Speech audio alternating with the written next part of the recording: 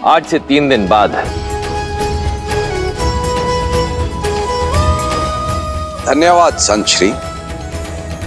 और मेरे शेष पुत्रों के विवाह का मुहूर्त? मुहूर्त? राजन, किस शुभ मुहूर्त की बात कर रहे हैं आप? जिनके मिलन को स्वयं महादेव ने रचा है, जिस क्षण का साक्षी बनने के लिए समस्त ब्रह्मांड सज रहा है, वो क्षण है श्री राम और देवी सीता के विवाह का मुहूर्त। अब भला इससे शुभ मुहूर्त और क्या हो सकता है? आपके चारों पुत्रों का विवाह एक ही दिन एक ही मंडप में होगा और इस विवाह का प्रबंध मैं स्वयं करूंगा।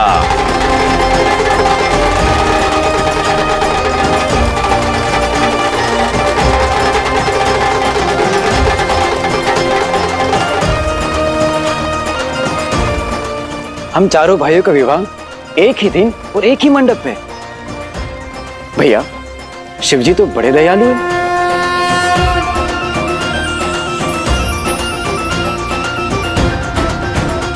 मेरे राम का विवाह है महाराज, ये अवसर मुझसे मत छीनिए। मैं अपने राम को फेरे लेते हुए देखना चाहती हूँ। हमारे पुत्र भरत के विवाह में उसकी माता अवश्य उपस्थित होगी।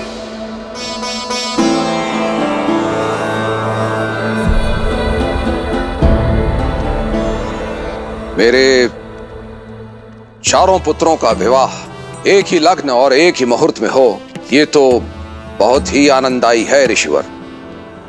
किंतु इस कारण मैं एक धर्म संकट में आ गया हूं।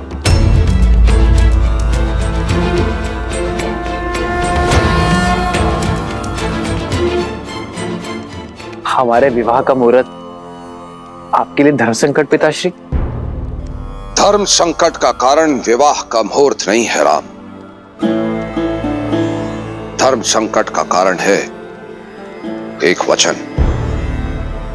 तुम्हारी माता कैकेयी तुम्हारे विवाह की साक्षी होना चाहती थी, किंतु अयोध्या की रक्षा के कर्तव्य हेतु मैं उन्हें विवाह के लिए नहीं ला पाया और उनका मन रखने के लिए मैंने उन्हें वचन दिया, भरत के विवाह में भरत की माता अवश्य सम्मिलित होगी।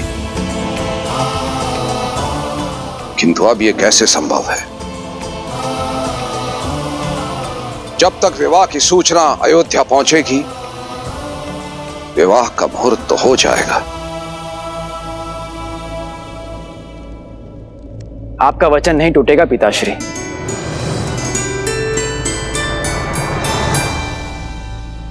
वो इसलिए क्योंकि मेरे विवाह को देखने हेतु मेरी एक माता अवश्य उपस्थित होगी।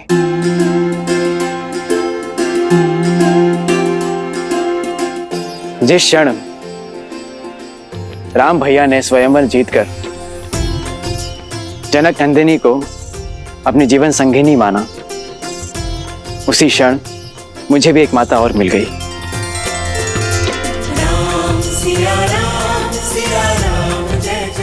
शास्त्रों का कथन और अयोध्या की मर्यादा यही है कि बड़े भाई की पत्नी का स्थान देवर के लिए माता के समान होता है।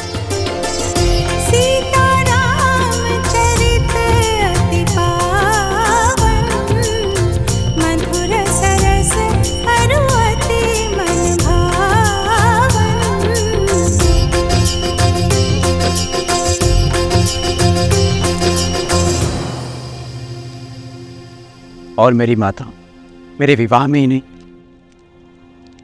मेरे विवाह की चर्चा में भी उपस्थित थे। माता, भैया ने सदैव पिता का स्नेह और सुरक्षा तो दी ही है, क्या आप भी उसी प्रकार अपने इस पुत्र पर आशीर्वाद बनाए रखेंगे?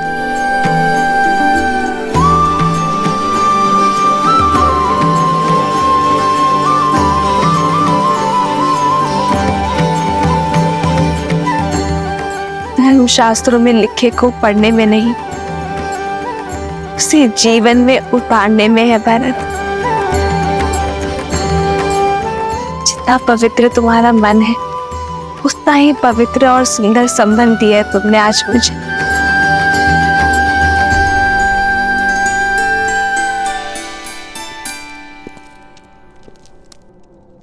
भरत, उठो भरत।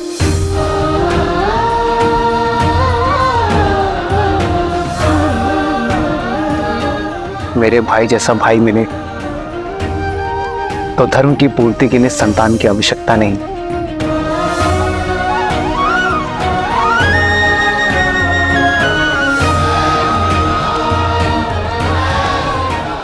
शास्त्र तो यही कहते हैं कि माता अपने संतानों के बीच भेदभाव नहीं करती।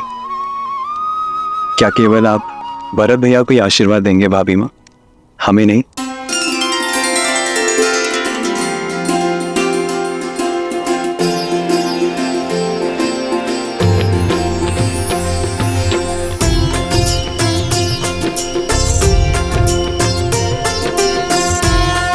तो दशरथ नंदन और मिथिला की पुत्रियों के विवाह का प्रबंध किया जाए मिथिला नरेश।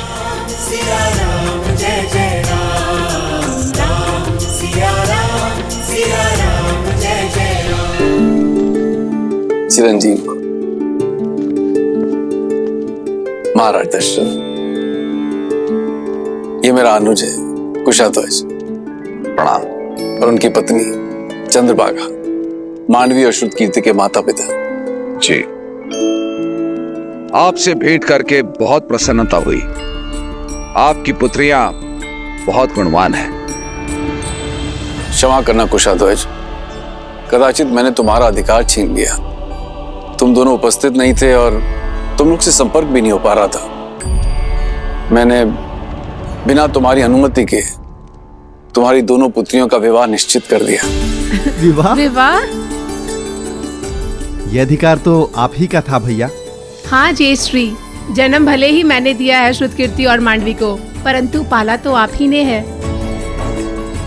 हम तो सदैव ज्ञान की प्राप्ति के लिए यहाँ वहाँ भ्रमण करते रहे, इसलिए पहला अधिकार तो आप दोनों का ही है। और आपसे अच्छा हमारी पुत्रियों का हित कोई नहीं सोच सकता। उचित समय पर आए हो। नगर में विवाह की शोभा यात्रा आरंभ हो गई है।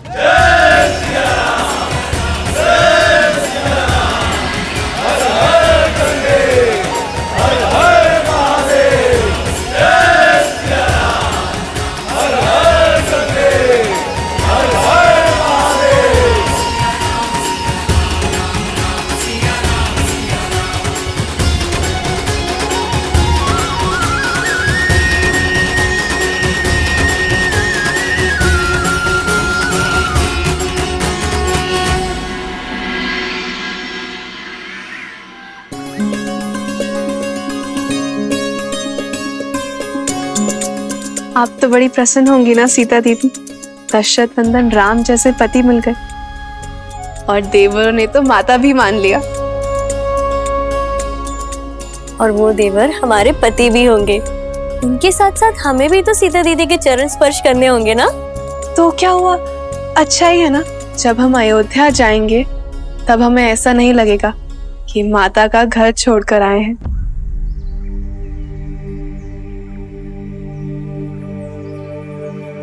क्या हुआ दीदी, आप अचानक गंभीर हो गई? माता पिताश्री का विचार आया। वर्षों तक हमें लाड से पाला और अब अचानक हम सब उन्हें छोड़कर चले जाएंगे।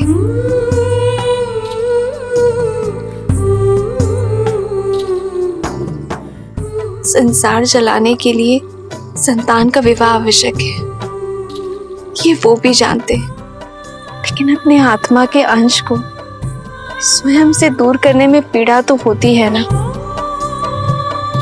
जाने क्या बीत रही होगी पिताश्री पर।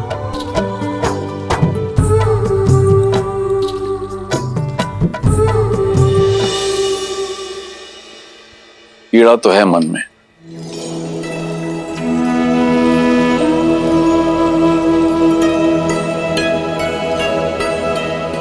किंतु दशरथ नंदन जैसे पुत्रों को पाने का आनंद भी है।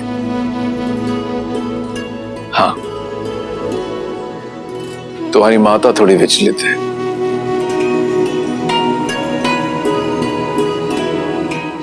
कहाँ एक पुत्री के विवाह की चिंता थी और कहाँ अकस्मात ही चारों पुत्रियां एक साथ विदा हो जाएंगी।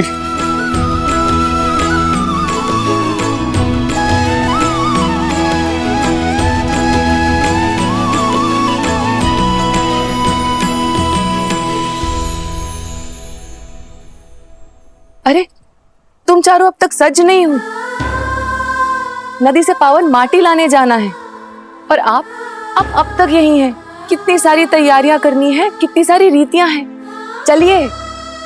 माँ, हम सब सज हैं, बस आपको होना है। माँ, आप हमें बचपन में अपने साथ बिठाकर रंगोली सिखाती थी ना, आज फिर से करें।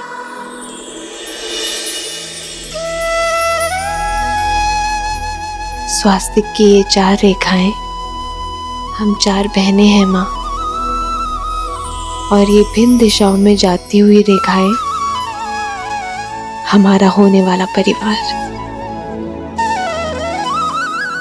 रेखाएं चाहे कहीं भी चली जाए, लेकिन वो अपना केंद्र कभी नहीं छोड़ती।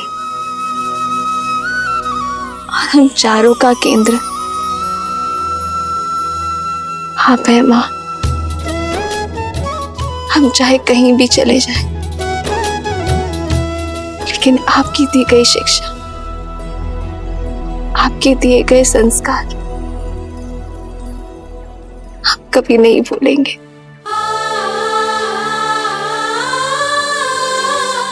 आपकी पुत्रियां मिथिला से दूर अवश्य जा रही हैं, लेकिन हमारे अंदर से मिथिला को कोई दूर नहीं कर सकता माँ। और जब हम दूर ही नहीं जा रहे हैं, तो फिर चिंता कैसी?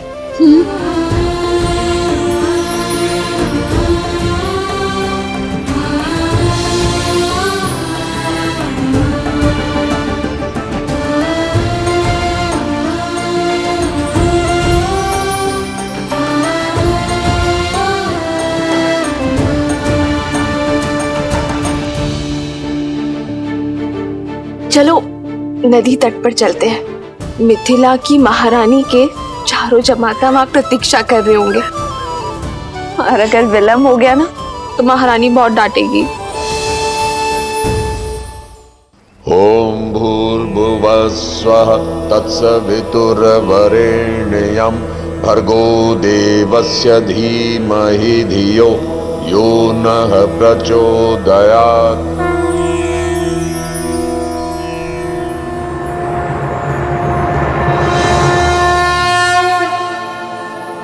महाराज जनक अपनी पुत्रियों के साथ पधार चुके हैं।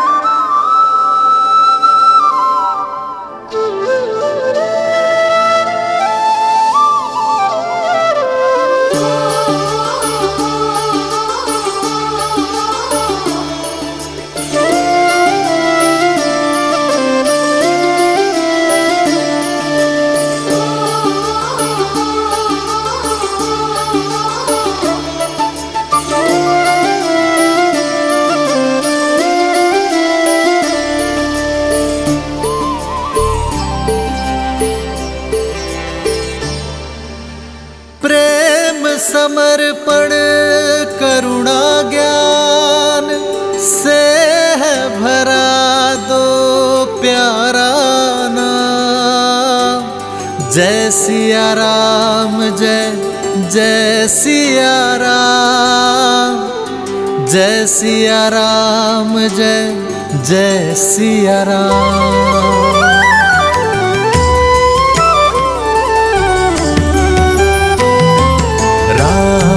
लोचन सीता दृष्टि, राम है बादल सीता वृष्टि। अब वर और वधू माँ गंगा का आह्वान कर नदी तल से पवित्र माटी को लेकर इस पात्र में भरेंगे। तत्पश्चात वर उसे वधू को सौंप देंगे।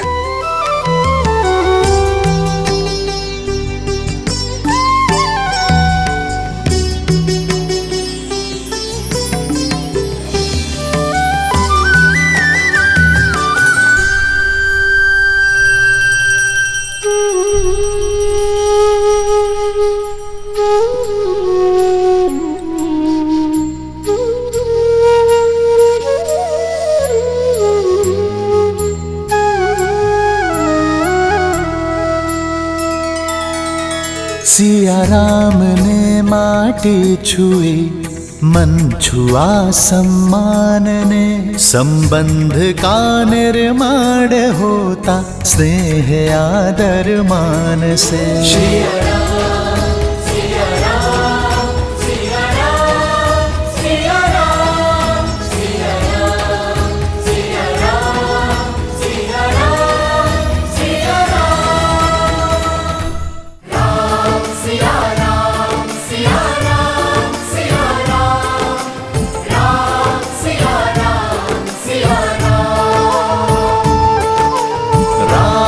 सिया राम सिया राम सिया राम, राम सिया राम सिया राम। नदी तल की माटी की भांति हमारा यह संबंध भी सदैव निश्चल रहेगा, मलिनता से परे, अपने हृदय की गहराई से। मैं सदैव आपको प्रेम और सम्मान दूंगा।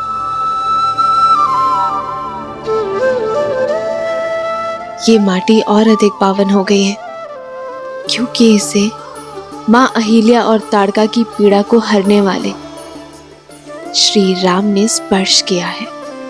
माटी के पावन होने का कारण कुछ और है कि केवल 8 वर्ष में शिव का धनुष उठाने वाली तेजस्विनी अपने जन्म से ही मिथिला की सारी पीड़ा हरने वाली भूमिजा ने इसे चुना है। राम सिया राम सिया राम सिया राम, राम सिया राम सिया राम, सिया राम सिया राम सिया राम, सिया राम, राम सिया राम सिया